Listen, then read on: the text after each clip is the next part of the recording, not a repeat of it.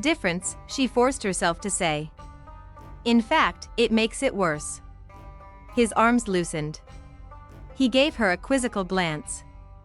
Worse? Yes, because I can never give you anything more than that. And regardless of what you claim to the contrary, you'll want the kind of marriage your sisters have. The way Amelia is with Cam, the devotion and intimacy. You'll want that too. I don't want intimacy with Cam. Don't joke about it, she said wretchedly. This is serious. I'm sorry, came his quiet reply. Sometimes serious conversations make me uncomfortable, and I tend to resort to humor as a result. He paused. I understand what you're trying to tell me. But what if I say that attraction and fondness would be enough? I wouldn't believe you. Because I know how unhappy you would become, seeing your sisters' marriages, remembering how devoted your parents were to each other, and knowing that ours was a counterfeit by comparison. A parody. What makes you so certain that we won't come to care for each other? I just am. I've looked inside my heart, and it's not there. That's what I meant before. I don't think I'll ever be able to trust anyone enough to love them. Even you. Leo's face was expressionless, but she sensed something dark lurking beneath his self-control, something that hinted of anger or exasperation. It's not that you're unable, he said. It's that you don't want to. He released her carefully and went to retrieve his discarded clothes. As he dressed, he spoke in a voice that chilled her with its pleasant blandness. I have to leave. You're angry. No. But if I stay, I'll end up making love to you and proposing to you repeatedly, until morning. And even my tolerance for rejection has its limits. Words of regret and self-reproach hovered on her lips. But she held them back, sensing that it would only infuriate him. Leo was hardly a man to fear a challenge. But he was beginning to comprehend that he could do nothing. With the challenge she presented, some inexplicable quandary that couldn't be solved, after dressing and shrugging into his coat, Leo returned to the bedside. Don't try to predict what you're capable of, he murmured, sliding his fingers beneath her chin. He bent to press his lips to her forehead, and added, you may surprise yourself. Going to the door, he opened it and glanced up and down the hallway. He glanced at Catherine over his shoulder. Lock the door when I leave. Good night, she said with difficulty. And I'm sorry, my lord. I wish I were different. I wish I could. She stopped and shook her head miserably. Upon arriving at the residence, Leo was shown to a reception room overlooking a two-tiered garden. Vanessa Darwin and Countess Ramsay were both present, welcoming him warmly. As they all sat and, pausing a bit longer, Leo gave her a look of amusement edged with warning. You're going to lose this battle, Cat. And despite yourself, you're going to be very happy in defeat. Paying a call on Vanessa Darwin the following day was the last thing Leo wanted to do. However, he was curious about why she wanted to see him.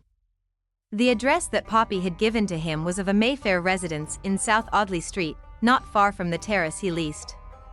It was a Georgian townhouse, neat red brick with white trim, fronted by a white pediment with 4 slender pilaster columns.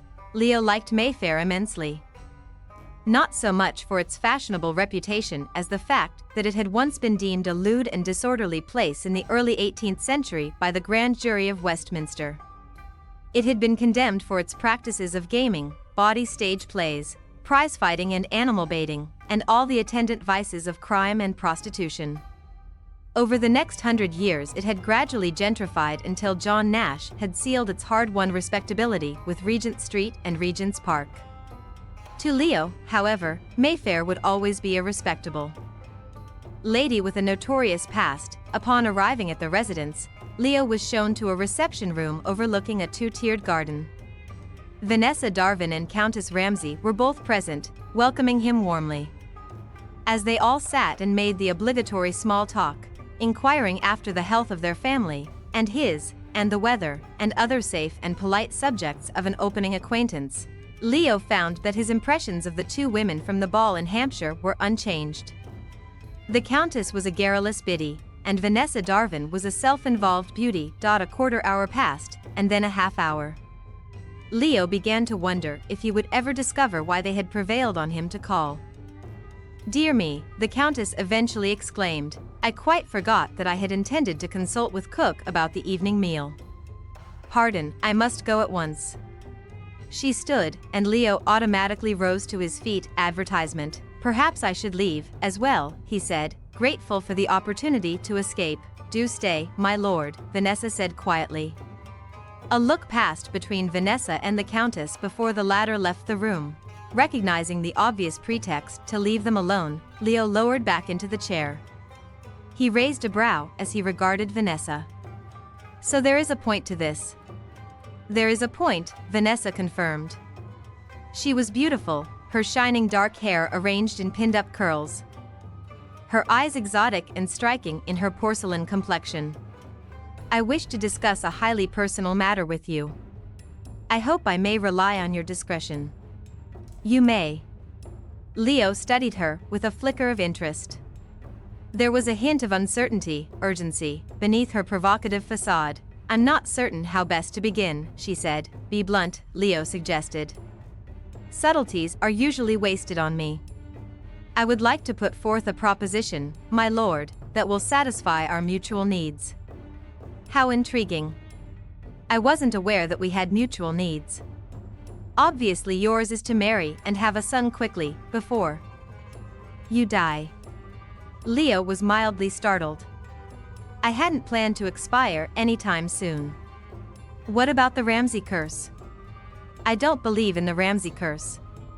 "Neither did my father," she said pointedly. "Well, then," Leo said, both annoyed and amused, "in light of my rapidly approaching demise, we shouldn't waste a moment. Tell me what you want, Miss Darwin." "I need to find a husband as quickly as possible, or I will soon find myself in a very unpleasant position." Leo watched her alertly, making no response. "Although we are not well acquainted," she continued, "I know a great deal about you. Your past exploits are hardly a secret. And I believe all the qualities that would make you an unsuitable husband for anyone else would make you ideal for me. We are very much alike, you see. From all accounts, you are cynical, amoral, and selfish." A deliberate pause. "So am I. Which is why I would never try to change any of those things about you." Fascinating.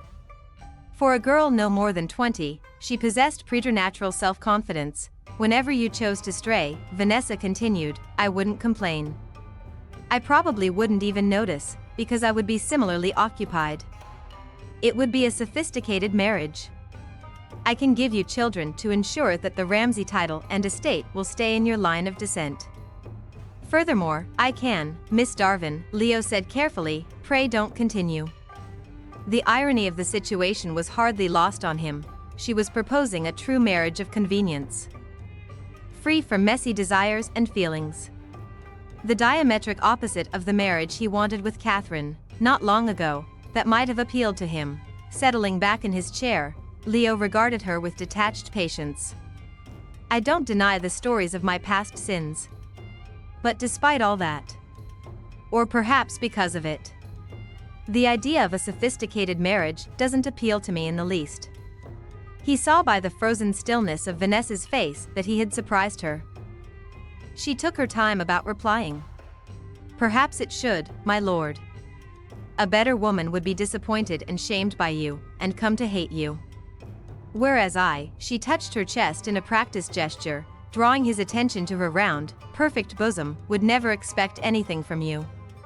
The arrangement Vanessa Darwin proposed was a perfect recipe for aristocratic domesticity. How fantastically bloodless and civilized. "But I need someone to expect something from me," he heard himself say. The truth of that bolted through him like lightning. Had he really just said it? And did he truly mean it? Yes. Dear God, when and how had he changed? It had been a mortal struggle to leave behind the excesses of grief and self-loathing. Somewhere along the way he had stopped wanting to die, which was not quite the same thing as wanting to live. But that had been enough for a while, until Catherine. She had reawakened him like a cold dash of water in his face.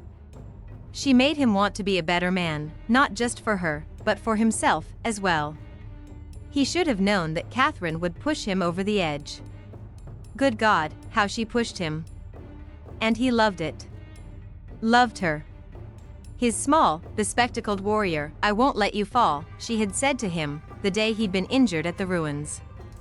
"I won't let you turn into a degenerate." She had meant it, and he had believed her, and that had been the turning point, how deeply he had resisted loving someone like this. And yet it was exhilarating. He felt as if his soul had been set on fire, every part of him burning with impatient joy. Aware that his color had heightened, Leo took a deep breath and let it out slowly. A smile twitched his lips as he reflected on the peculiar inconvenience of realizing that he was in love with one woman, when he had just been proposed to by another. "Miss Darvin," he said gently, "I am honored by your suggestion. But you want the man I was. Not the man I am now." The dark eyes flashed with malice. "You're claiming to be reformed? You think to disown your past?" "Not at all. But I have hopes for a better future." He paused deliberately. Ramsay curse notwithstanding. "You're making a mistake." Vanessa's pretty features hardened. "I knew you were no gentleman, but I didn't take you for a fool. You should leave now. It seems you'll be of no use to me." Leo rose obligingly. He paused before taking his leave, giving her an astute glance. "I can't help but ask, Miss Darvin. Why don't you simply marry the baby's father?" It turned out to be a very good guess. Vanessa's eyes flared before she managed to school her expression. "He is too far beneath me," she said in a tight little voice. "I'm rather more discriminating than your sisters, my lord." "A pity," Leo murmured. "They seem to be very happy in their lack of discrimination." He bowed politely. "Farewell, Miss Darvin. I wish you luck in your search for a husband who's not beneath you." "I don't need luck, my lord. I will marry, and soon. And I've no doubt my future husband and I will be happy indeed when we come to take possession of Ramsay House." Returning to the hotel from a morning dressmaker's appointment with Poppy, Catherine shivered in pleasure as they entered the Rutledge apartments. It was raining steadily, in fat chilling drops that heralded the approach of autumn. Despite the precautions of cloaks and umbrellas, she and Poppy had not escaped entirely from the damp. They both went to the parlor hearth, standing before the snapping fire. "Harry ought to be coming back from Bow Street soon," Poppy said, pushing back a wet tendril of hair that had stuck to her cheek. He had gone for a meeting with a special constable and a Bow Street magistrate to discuss Lord Latimer.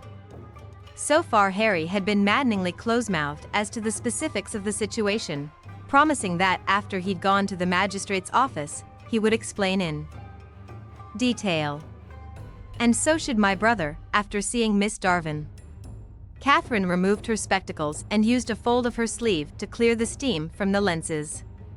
She heard a welcoming sound from Dodger, a sort of ferrety chuckling noise, and he came loping toward her out of seemingly nowhere. Replacing her spectacles, she bent to pick him up, and he wriggled into her arms. "You odious rat," she murmured, cradling his long, sleek body. "He loves you, Catherine," Poppy said, shaking her head and smiling. "Nevertheless, I'm returning him to Beatrix at the first opportunity." But she furtively lowered her cheek and let Dodger kiss her. There was a knock at the door, followed by the bustle of someone entering. A masculine murmur, a maid taking his coat and hat. Leo entered the parlor, bringing in the scents of damp wool and rain. His hair was wet at the ends, curling slightly against his neck. "Leo," Poppy exclaimed with a laugh, "how wet you are. Didn't you take an umbrella?" "Umbrellas are of little use when it's raining sideways," he informed her. "I'll fetch a towel." Poppy darted out of the room. Left alone with Leo, Catherine met his gaze. His smile faded, and he stared at her with alarming intensity. Why did he look at her that way? It seemed as if something had been cut loose in him, his eyes demon blue and dangerous. "How was your conversation with Miss Darvin?" she asked, tensing as he approached her, illuminating. She frowned at the brief reply, taking refuge in a show of exasperation. What did she ask of you? She proposed a marriage of convenience. Catherine blinked. It was what she had expected, and yet to hear it caused a stab of jealousy. Leo stopped beside her, the firelight flickering over his features. Tiny droplets of rain glittered like jewels on his sun-browned face. She wanted to touch that light mist, put her mouth on it, taste his skin. What was your response? She forced herself to ask. I was flattered. Started, Harry replied. And it's a short distance.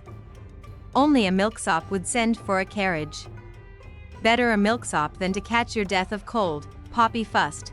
Following as he drew near the hearth, Harry smiled and leaned down to steal a kiss from her as he worked at the wet knot of his cravat. I never catch cold. Drawing off the damp length of linen, he tossed it aside and stood by the fire. He glanced at Leo expectantly. What of your meeting with Miss Darwin?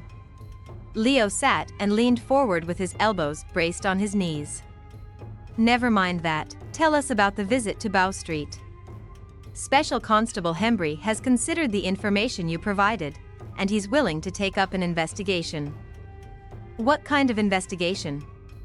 Catherine asked, looking from Harry to Leo. Leo's face was impassive as he explained. A few years ago, Lord Latimer invited me to join an exclusive club. A kind of Raquel society, with secret meetings held in a former abbey. Catherine's eyes widened. What is the purpose of the society? Harry and Leo were both silent. Eventually Leo replied in a flat tone, his gaze fixed on a distant point outside the rain-streaked windows. Unmitigated depravity. Mock religious rituals, assaults, unnatural crimes. I'll spare you the details, except to say they were so distasteful that even at the height of my debauchery, I turned down Latimer's invitation. Catherine watched him carefully. His face was set, a small muscle in his jaw flexing. The firelight gilded the taut lines of his face. Latimer was so certain I would want to participate, Leo continued, that he went into some detail regarding some of the crimes he was involved in. And by some fluke I happened to be sober enough to remember most of what he said. Is the information enough to support prosecution?